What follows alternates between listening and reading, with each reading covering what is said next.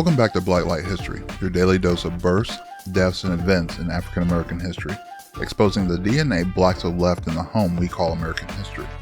I'm your host, Adrian. It's September 15th. I'm glad you're here. Let's get into it. Writer Claude McKay was born on this day in 1889. He was a Jamaican-American writer and poet who was a key voice in the Harlem Renaissance. Upon arriving in America, he studied at Tuskegee Institute and later at Kansas State College, but he didn't earn any degrees there. His career was defined by his powerful writing, like his famous poem, If We Must Die, which was a defiant anthem for resistance. McKay was recognized with the Jamaica Institute of Arts Musgrave Medal in 1912. The NAACP awarded him the Harmon Foundation Award for Literature in 1928, the James Weldon Johnson Literary Guild Award in 1937, and the country of Jamaica again honored McKay with the Order of Jamaica in 1977. The city of Marseille, France, named a passageway in his honor. Today we remember politician James E. O'Hara, born in 1844. A lawyer by profession, O'Hara studied at Howard University, but in spite of not earning a degree, he became a significant figure in the post-Civil War American politics. O'Hara would serve in the North Carolina State House before being elected as a U.S. Congressman from North Carolina in 1882. Being only the second black man to hold that distinction, O'Hara was a pioneer for African American politicians. O'Hara would serve 2 terms in Congress. After serving in office, O'Hara would return to New Bern, North Carolina, and practice law with his son Raphael. O'Hara was an important, though often overlooked figure in American political history. James O'Hara would pass on this day in 1905 at the age of 61. Nipsey Russell, the legendary comedian and entertainer, was born on this day in 1918. He served in the United States Army as a medic, rising to the rank of captain during World War II. After his service, Russell would return to the University of Cincinnati and earn a degree in English before his career in entertainment took off. He was known for his quick wit and poetic rhymes on the game shows like Match Game, Hollywood Squares, and the $50,000 Pyramid. His career highlights include appearances on The Ed Sullivan Show, The Tonight Show, starring in the film The Wiz as the Tin Man, and his frequent television appearances. His contributions to comedy and pop culture earned him the widespread recognition as a poet laureate of television. Russell would leave us in 2005 at the age of 87. On today's Blacklight Entertainment Rewind, we begin in 1930. The song Georgia on My Mind was originally released. It was written by Hoagy Carmichael and Stuart Gorrell. The song was well received but didn't become a chart topper initially. It's the version recorded by Ray Charles and released in September of 1960 that made it a monumental hit, reaching number 1 on the Billboard Hot 100.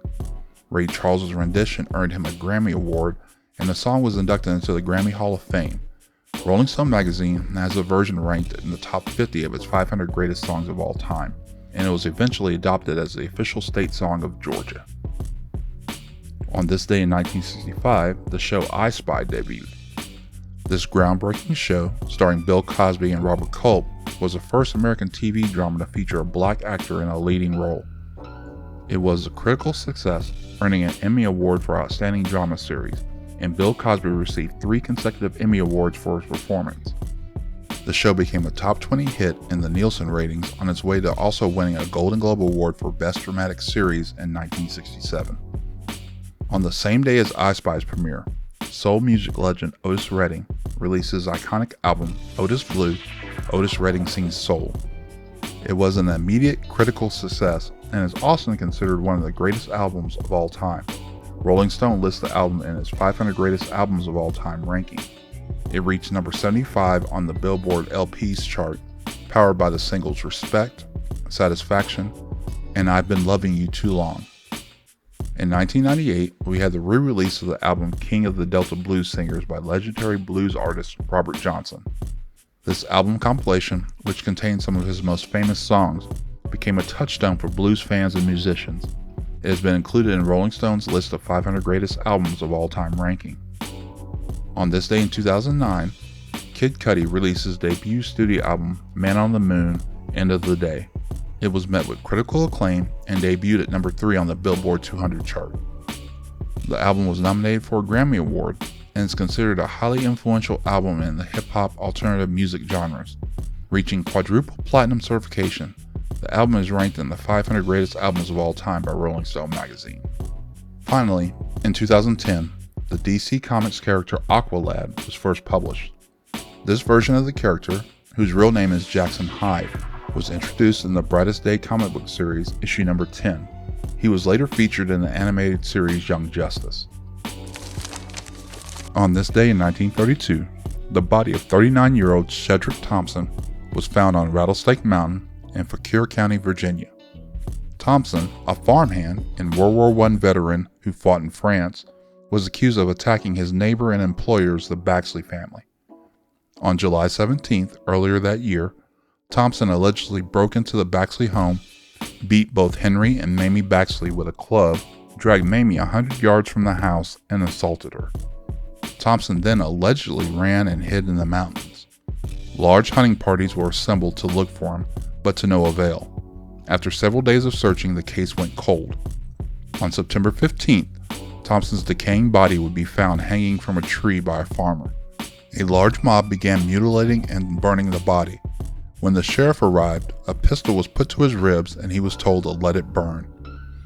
The coroner cited the cause of death as a suicide, although even local newspapers found that claim dubious. The NAACP would list Thompson's death as one of the many lynchings in 1932.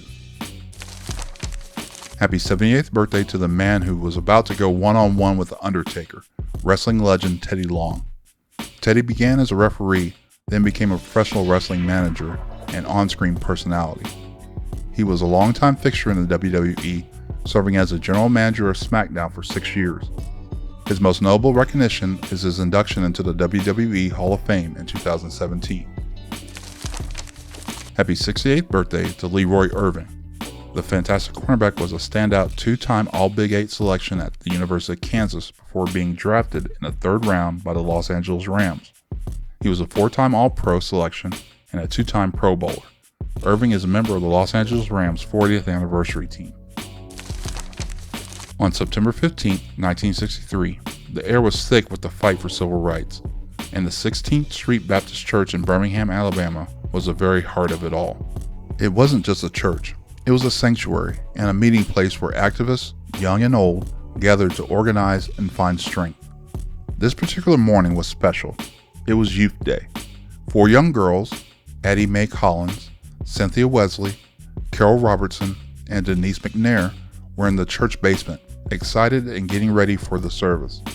They were just kids, full of laughter and dreams. But outside, a different kind of evil was at work.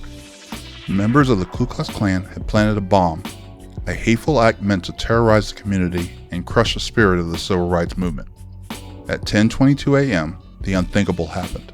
A thunderous explosion ripped through the church, shattering windows, blowing out a wall, and sending a plume of smoke and dust into the sky. The peaceful Sunday morning was gone, replaced by chaos and grief. The 4 girls were killed, and more than 20 others were injured. Among them was Addie Mae's sister, Sarah, who was blinded in one eye. The city of Birmingham, already known as Bombingham for its racial violence, was now a symbol of national tragedy. The bombing was a brutal and sickening act that shocked the conscience of the nation. It was a vicious attack not just on the building, but on the innocence and hope of a generation. For a long time, it seemed like no one would be held accountable. The FBI identified 4 main suspects: Robert E. Chambliss, Thomas E. Blanton Jr., Bobby Frank Cherry, and Harmon Frank Cash, all members of the KKK, but the investigation stalled and justice was delayed. Yet the story didn't end there. The bombing became a turning point. The sheer horror of the event ignited a national outrage. It motivated more people to join the cause and put pressure on lawmakers in Washington. The tragedy of these 4 young girls helped build momentum for the passage of the landmark Civil Rights Act of 1964. Decades passed, but the pursuit for justice never stopped. In the 1970s, and then again in the early 2000s, the cases were reopened. One by one, the perpetrators were finally brought to trial and convicted, proving that even the long-delayed justice is still possible. The 16th Street Baptist Church bombing is a heartbreaking chapter in American history, but is also a powerful reminder of how a community, faced with unimaginable violence, can use that pain to fuel a movement for change. The 4 girls, though their lives were tragically cut short, became symbols of the fight for freedom and equality. Their memory continues to inspire us to build a more just and loving world. Happy 61st birthday to costume designer Paul Tazewell. His journey started with a strong foundation in art and education. He first attended the Pratt Institute, but then went on to earn his Bachelor of Fine Arts from the University of North Carolina School of Arts. He would go on to receive a Master of Fine Arts from the New York University's Tisch School of the Arts. Tazewell began his career on Broadway with Bring the Noise, Bring the Funk. He designed the costumes for the Broadway smash Hamilton, where he perfectly blended historical looks with a modern feel. His work on the stage also includes The Color Purple and In the Heights. More recently, he's brought his talents to the big screen for films such as West Side Story and Wicked. In 2025, he made history by becoming the first black man to win the Academy Award for Best Costume Design for the stunning work on Wicked. He would also take home a BAFTA award for that same year. Tazewell also has not one, but 2 Tony Awards, one for the game-changing designs in Hamilton, and the other for his work on Death Becomes Her. He even has a Primetime Emmy Award for The Wiz Live. On November 17th of this year, Tazewell will be inducted into the Theater Hall of Fame. Happy 54th birthday to Hall of Fame offensive lineman Will Shields, a legendary offensive lineman known for his durability and consistent performance throughout his career. Shields played for the Nebraska Cornhuskers from 1989 to 1992. During his time there, the team was a dominant force, leading the nation in rushing offense for 3 of his 4 seasons. Shields was a 3-time All-Big 8 player and was named a unanimous All-American in his senior year. He also won the prestigious Outland Trophy in 1992, awarded to the nation's best interior lineman. In recognition for his accomplishments, Nebraska retired his number 75 jersey. The Kansas City Chiefs drafted Shields in the 3rd round of the 1993 NFL Draft. He went on to play his entire 14-season career with the Chiefs, becoming one of the most reliable and durable players in league history. He never missed a single game, playing in a total of 224 contests, with 223 of them being starts. His remarkable streak set Chiefs franchise records for most games and most starts, a 7-time All-Pro selection, and named to 12 consecutive Pro Bowls. Shields was named the 2003 NFL's Walter Payton Man of the Year and was selected to the NFL's 2000s All-Decade Team. Inducted into the College Football Hall of Fame in 2011, the Chiefs Hall of Fame in 2012, Shields was enshrined into the Pro Football Hall of Fame in 2015. Happy 48th birthday to basketball guard Jason Terry. Terry played guard for the University of Arizona Wildcats from 1995 to 1999. During his time at Arizona, he was a key player on the team that won the 1997 NCAA championship. As a senior, he was a standout, earning the Pac-10 Player of the Year award and being named a consensus first-team All-American in 1999. He is the only player in Arizona history to have at least 1,000 career points and 200 career steals. The university has also recognized his contributions by retiring his number 31 jersey. Terry was drafted 10th overall by the Atlanta Hawks in the 1999 NBA Draft. He played for 19 seasons with 6 different teams, including the Hawks, Dallas Mavericks, Boston Celtics, Brooklyn Nets, Houston Rockets, and Milwaukee Bucks. He is particularly remembered for his 8 seasons with the Mavericks, where he became a fan favorite and a crucial part of their success. In 2009, he took home the NBA Sixth Man of the Year award and would help lead the Mavericks to an NBA championship in 2011. Terry played in a total of 1,410 regular season games, ranking him 9th in NBA history. He currently ranks 7th on the NBA's all-time list for 3-point field goals made. Today we open the Blacklight History Sports Vault. On this day in 1979, Bob Watson of the Boston Red Sox hit for the cycle against the Baltimore Orioles. He would bat 4 for 5, driving in 2 runs and scoring 2 in a 10-2 win. Then in 1991, Ray Langford of the St. Louis Cardinals hit for the cycle against the New York Mets, becoming the first Cardinals rookie to accomplish the feat since 1904. Langford went 4 for 4, scoring 4 runs and driving in 1 in a 7-2 win. On this day in 1978, boxing history was made, as 63,000 plus fans in the New Orleans Superdome watched Muhammad Ali face off against Leon Spinks for a highly anticipated rematch. Ali, who had lost the heavyweight title to Spinks earlier in the year, won the 15-round decision, becoming the first boxer to win the heavyweight title 3 times. Today we celebrate the life of musician Tito Jackson, born in 1953. As a founding member of the Jackson 5, he was part of one of the most successful musical groups of all time. With his brothers Marlon, Jermaine, Michael, and Jackie, he's a Rock and Roll Hall of Fame inductee, as well as the Vocal Group Hall of Fame. 3 of the Jackson songs, I'll Be There, I Want You Back, and ABC, have been inducted into the Grammy Hall of Fame.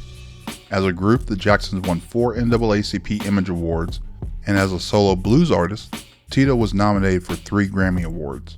Tito Jackson would pass on this day in 2024 at the age of 70. That concludes today's events. If you've enjoyed the content, please like and subscribe to the channel.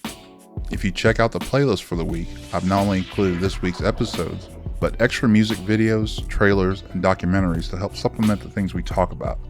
You can also find us on Facebook, Instagram, and Blue Sky. And remember, African American history is American history. So join us again tomorrow as we shine another light on Black Light history.